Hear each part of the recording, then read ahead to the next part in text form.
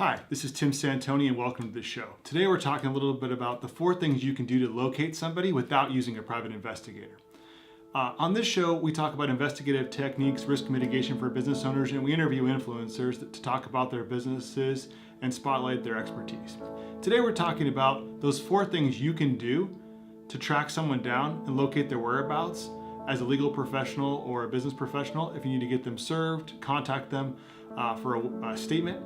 This could be a witness or a defendant, or it could be someone that owes you money. So the first off is that most people are going to run what's called a credit header report from Westlaw, IRB, Lexis, Intellius, Spokio, whatever those are. Those are credit header reports, and it comes from the top information on someone's credit report. This gives address updates when there are consumer credit inquiries, credit cards taken out, loans, and things of those nature. First off, you want to interpret those records and make sure you understand what you're looking at, and not necessarily that the record at the top is the one where the subject could be residing.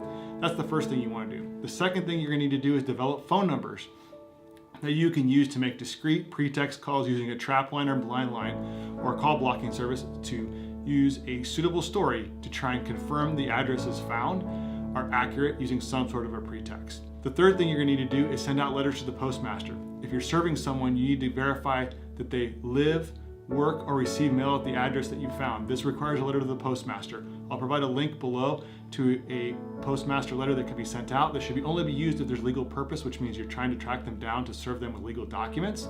And then a fourth thing is, for those evasive targets, you're going to need to be able to develop phone numbers, addresses, and information for neighbors and relatives so you can contact them and try and make a discrete pretext call to figure out if they will tell you where your subject's residing. So I hope these 4 tips help you in tracking down the next subject you need to find for your client, for your law firm, or for your business. If you have any questions, please leave them below in the comments. Thanks.